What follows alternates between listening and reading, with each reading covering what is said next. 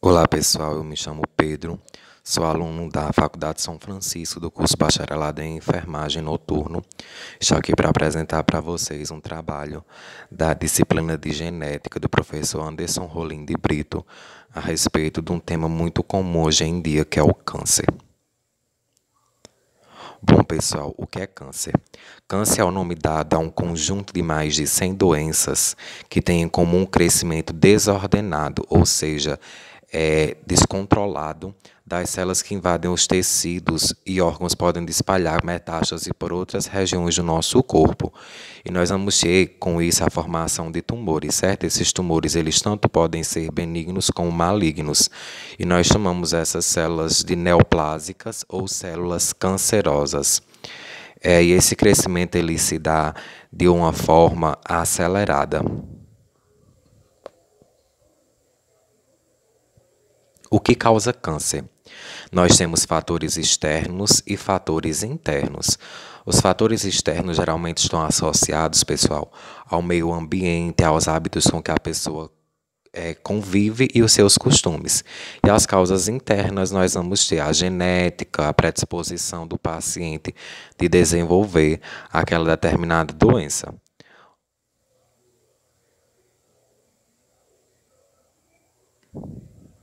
Os fatores de risco de natureza ambiental. Nós temos como principal fator os hábitos alimentares, certo?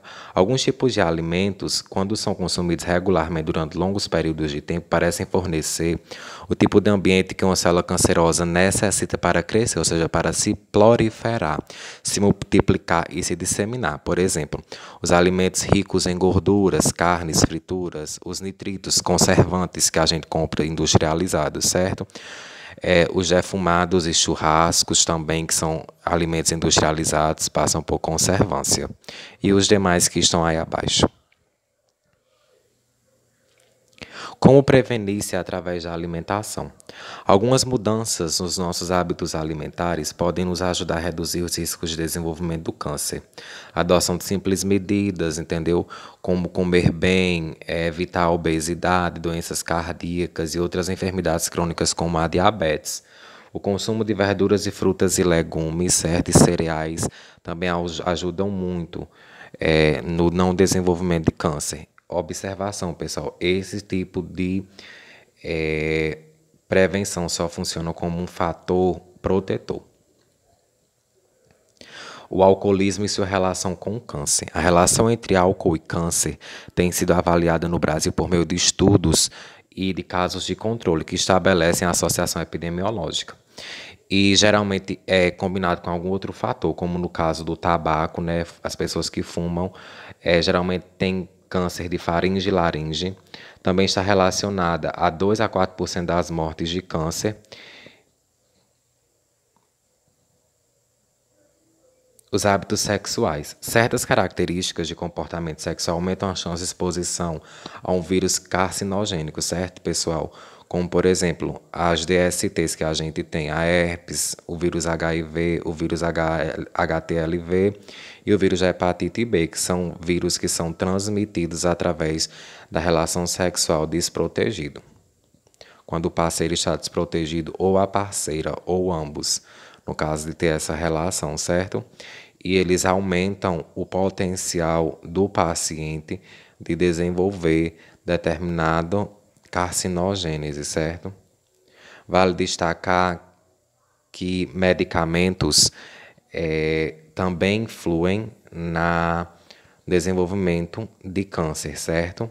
E apesar de sua valiosa contribuição para o controle de muitas doenças, a incorporação de medicamentos e a prática médica produz também efeitos indesejáveis, entre os quais estão a carcinogênese, certo? O câncer. Nós temos citados abaixo algum desses medicamentos, como por exemplo a fenacetina, que tem sido responsabilizada por tumores de pelve e por tumores renal, certo, pessoal?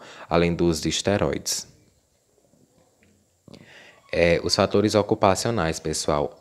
Os fatores ocupacionais são as formas como eles podem provocar o câncer mediante a exposição. Por exemplo, o marceneiro, ele tem tumores geralmente localizados no nariz, nos seus paranasais. O sapateiro também, devido à sua grande exposição a fatores de risco, como fumaça, como produtos químicos e etc. É o caso também do limpador de chaminé e todos esses nós vamos ter os fatores relacionados a si mesmo, certo?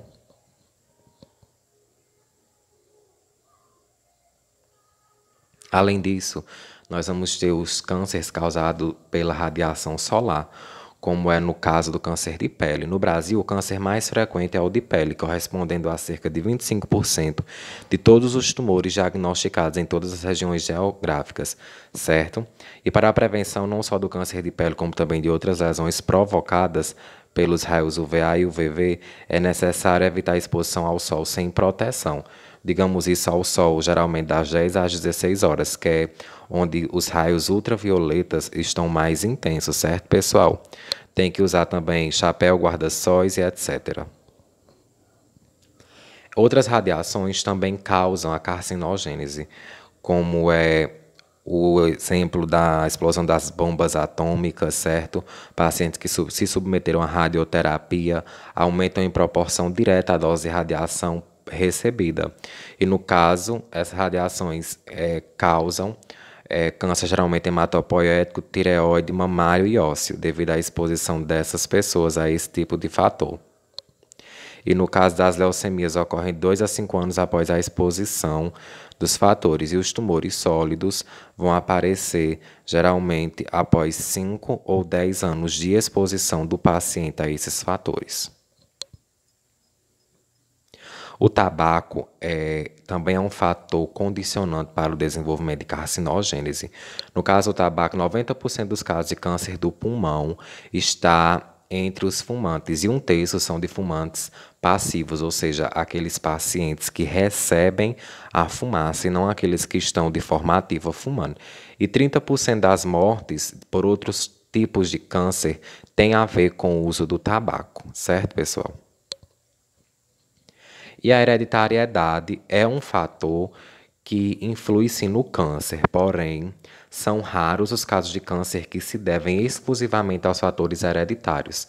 Geralmente, esses cânceres, essas carcinogêneses irão aparecer quando esse paciente ele tem uma exposição externa a fatores externos e os fatores internos, como o caso da genética, vai contribuir, como é o caso do retinoblastoma, certo?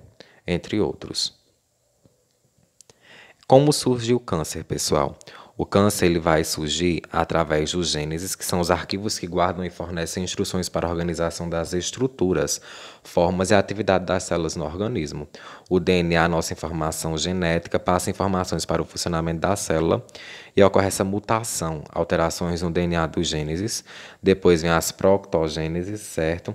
Que são genes especiais inativos de células normais. Depois, por fim, as oncogêneses, que são os protogenes ativados responsáveis pela cancerização das nossas células normais, como vocês podem ver na imagem acima. Como se comportam as células cancerosas, pessoal? Essas células multiplicam-se de maneira incontrolada, é o que nós chamamos de metástase. Tem capacidade para formar novos vasos sanguíneos que as nutrirão e manterão a atividade de crescimento descontrolado, passando assim para outros sistemas, órgãos e tecidos. O acúmulo dessas células formam os tumores malignos e eles adquirem a capacidade de se desprender do tumor e de migrar para outras células. Chegam ao interior de um vaso sanguíneo linfático e, através desses, disseminam, chegando aos órgãos distantes, como foi falado, certo? Formando assim as famosas metástases. Como é o processo de carcinogênese? Tem todo o seu estágio de iniciação. A célula sofre efeito dos agentes e, nesta fase, as células se encontram geneticamente alteradas, porém ainda não é possível detectar o tumor clinicamente, porque ainda estão com os agentes indicadores da carcinogênese, certo? E geralmente os efeitos cancerígenos, os agentes cancerígenos ou carcinógenos, só vão sofrer efeito algum tempo depois, certo, de exposição. E como é o processo, o estágio de promoção? Eles sofrem o efeito dos agentes e depois a célula inicia a transformada em uma célula maligna, a célula iniciada, de forma lenta e gradual. A suspensão do contato com os agentes promotores muitas vezes interrompe o processo nesse estágio, certo?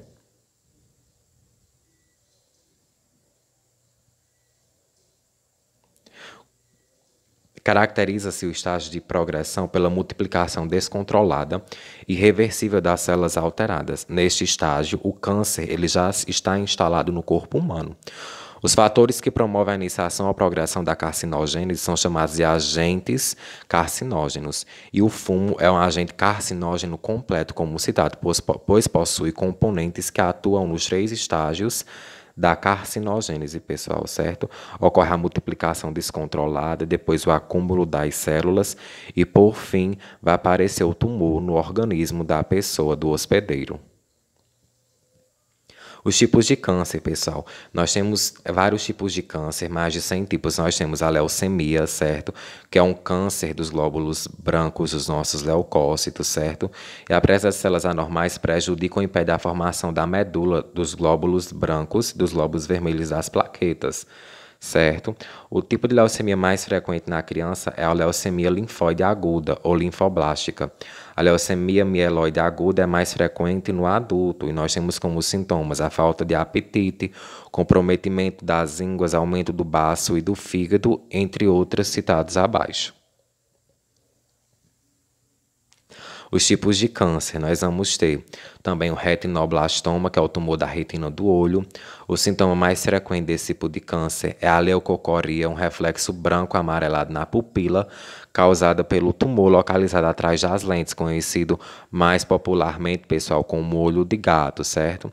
Nós também vamos ter o osteosarcoma, que é um tipo de tumor ósseo, certo? É mais comum dos tumores malignos primários dos ossos e costuma atingir as suas extremidades. A maioria das vezes acomete o húmero, tíbia, proximais e o fêmur distal. E os sintomas mais comuns são as dores localizadas em inchaço no local. E nós ainda vamos ter os sarcomas, que são os tumores de partes moles. Geralmente, recebe o nome do tecido onde se originam, como, por exemplo, o rabdomiosarcoma, que é o sarcoma do tecido muscular estriado. A maioria dos tumores localizam-se na região da cabeça e do pescoço, seguindo para a região geniturinário e as suas extremidades, certo, pessoal? A primeira manifestação da doença se dá pela presença de tumor e os sintomas decorrem da sua localização. Nós vamos ter a ordem de incidência de câncer no Brasil, certo, pessoal? O câncer que mais mata mulheres e homens, em primeiro lugar, está o câncer de pele, nas mulheres de mama e de próstata. Depois, para as mulheres, em terceiro lugar, o colo do útero, dos homens do pulmão. Mulheres, cólon e reto, homem, estômago. Mulheres, em quinto lugar, o estômago e o homem, cólon e reto, fazendo assim essa inversão. Por isso que é necessário procurar um médico, certo, pessoal? Principalmente homens e mulheres para fazerem os seus exames de rotina para o câncer de mama, o câncer de próstata, certo? E ter o cuidado quanto à exposição da pele, como o primeiro câncer que mais mata no Brasil e é o principal câncer. Ter cuidado, usar sempre protetor solar e se proteger, certo? Nós vamos ter como fator para ajudar na cura desses cânceres a quimioterapia, que é o método que utiliza compostos químicos quimioterápicos no tratamento das doenças causadas por agentes biológicos. Quando aplicada ao câncer, a quimioterapia é chamada de quimioterapia antineoplásica ou quimioterapia antiblástica, certo? Geralmente é feito essas sessões em ambientes hospitalares. Os mecanismos de ação. Um fator importante é que a quimioterapia ela afeta tanto as células normais como as células neoplásicas, o que causa no paciente efeitos adversos. Ocorre também um maior dano às células malignas, certo? Ocorrem diferenças quantitativas entre os processos metabólicos dessas duas populações celulares, entre o crescimento das células malignas e das células normais, certo, pessoal? Os tipos e finalidades da quimioterapia, nós vamos ter a curativa, que é quando é usada com o objetivo de se conseguir o controle completo do tumor. A adjuvante, quando se segue da cirurgia curativa, tendo o objetivo de esterilizar células residuais nos locais. A neoadjuvante ou prévia, quando indicada para se obter a redução parcial do tumor. E a paliativa, que não tem finalidade curativa, é usada como finalidade de melhorar a qualidade de sobrevida do paciente, como a gente conhece também como a gente tem o efeito placebo, certo? Que são aquelas medicações que são dadas ao paciente com esse tipo de finalidade, de melhorar e de estimular o paciente a lutar contra aquela patologia. Nessa questão da quimioterapia neoadjuvante, visa permitir uma complementação terapêutica com a cirurgia e a radioterapia no paciente, certo? E como a quimioterapia pode ser aplicada às vias de administração, nós vamos ter intramuscular, na injeção no músculo, subcutâneo, sobre a pele, interlesional, diretamente na área do câncer, intratecal, dentro da nossa medula espinhal, intravenosa na veia, de uso tópico, aplicada na pele como as pomadas e as vias orais. Nós vamos ter pílulas, cápsulas, drágeas ou líquidos, certo? Esses são as formas de aplicação da quimioterapia. Geralmente, a quimioterapia que é mais utilizada são a quimioterapia intravenosa, certo? No paciente.